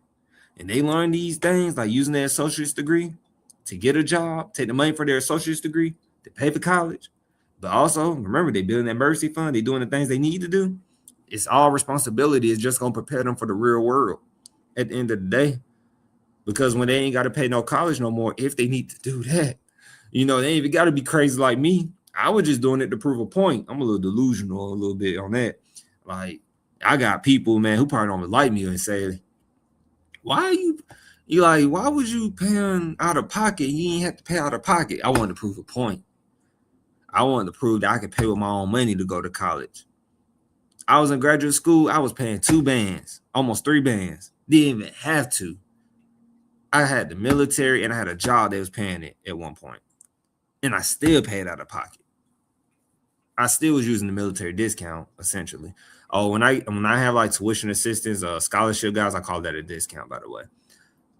That is, and I'm dragging this out to 2 hours, by the way. We almost at 2 minutes. I'm at 2 hours, so might as well finish it like that. So I am that relentless to do that.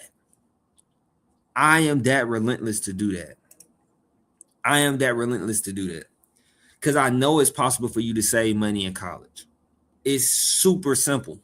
It's super possible. But did I do it extremely? Did I take it to a whole extreme level to pay for that right there? Yes. I still was paying 2 bands out of my pocket, only making like $45 a year at the taxes. That's at the taxes already. So it downgraded to $45 a year.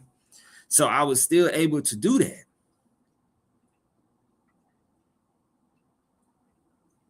I wasn't super multi-million. Even the people you watch on YouTube who are multi-millionaires or whatever, millionaire content creators who college didn't work for them, they couldn't even do this. They couldn't even do this when they was going to college. They took the traditional route. We are giving you the recipe. It's simple, the simplicity that you don't have to be like the people you watch on your YouTube channel. That's why they so quick to say,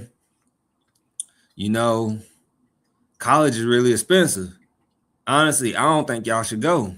That's why they quick to tell y'all that, because like, shoot, they feel victim to it. They got, as we say, they got tricked out of their spot. That's what we would say where I'm from. You got tricked out your spot. So don't get tricked out your spot when you can have me right here assisting you. We associates, they're down there. Where is it? Down there. Associates, bachelors, MIS. Like, I believe in y'all, man. Y'all got my eyebrows raising. I really believe in y'all, like, saving so much money in college, man. And I can feel it coming. I can feel y'all, like, really, I can feel y'all, like, I'm looking for ways to save money in college. That's why I'm trying to reach y'all, reach me. I'm trying to reach out to y'all, outreach, whatever they call it, in-reach, outreach. Because even the people who are like, man, this is going to change the game, man. You're going to have people really like, man, I ain't know about that. You're going to have older people upset at you. You're going to have your peers upset at you when you learn this strategy. The 2-year to 4-year articulation agreements, the pathways, saving you so much money in school. Don't stay on campus. Don't get the meal plan. Don't get the dorms. Like, man, people like, man, is this man crazy? Like, look, I will talk to myself about this. But we got 100,000. Hold on, let it focus. Is it focused? Like, we got 100,000 people that like, Just joking. But we got a lot of people though, they really like, they gonna be digging y'all, man. They really gonna be like, y'all on y'all. Hey man, y'all on that. Like, do that. That's why these colleges, that's why these universities and these colleges, that's why they trying to do these partnerships now. That's why they trying to do these partnerships now. I feel like they watching me and they hearing me, but that's why they doing these partnerships. They want you to go to school. We hit the mark though. Thank you for coming by. Peace, love, chicken grease. We'll be back tomorrow. And please be safe on Friday and have a good day tomorrow. If you think you about to go off on somebody, just, walk in the hallway, walk around your job, breathe, woosah, inhale, exhale, come back and say, you're right. That works a little bit.